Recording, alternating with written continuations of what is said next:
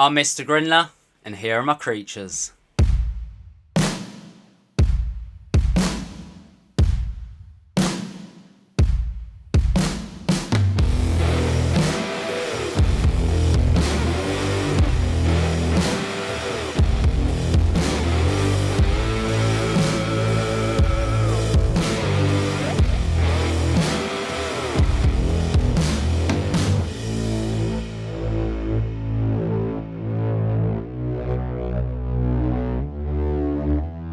And welcome back to another episode of Mr. Grindlers Creatures. But on today's episode, we are going to be rehousing the Phormictopus cancerides, I think it is. I think it's cancerides, so the Haitian brown tarantula.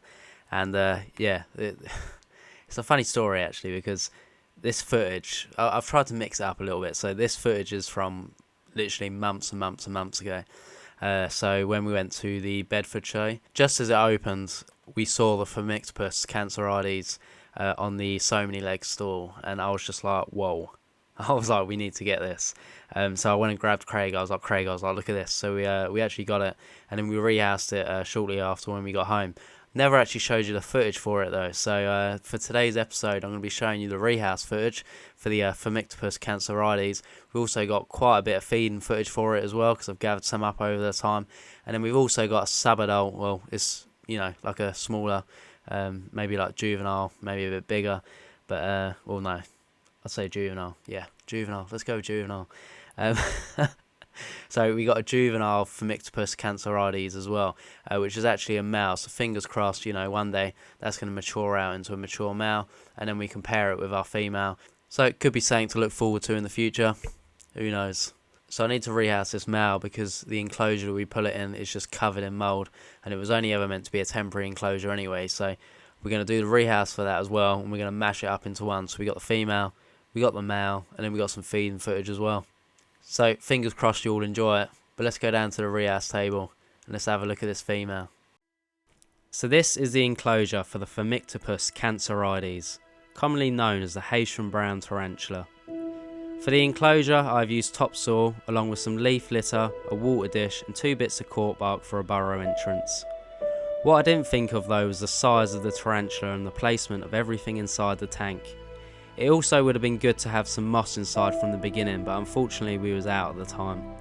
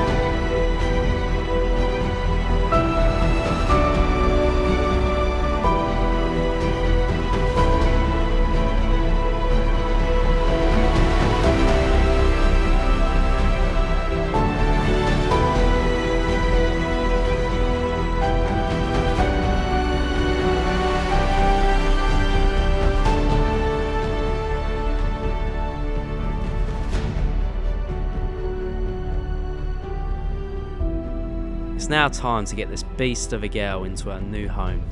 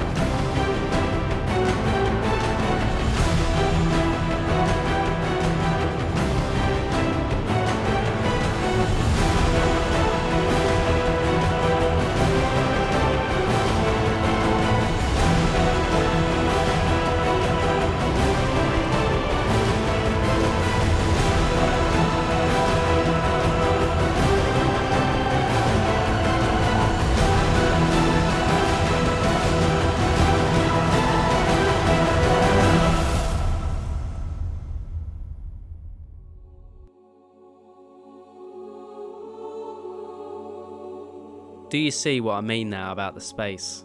If I had just removed one of the cork bark tubes, I would have been more satisfied, but this girl will need a bigger enclosure soon. But enough of the female, let's now have a look at one aggy male bursting to come out, literally.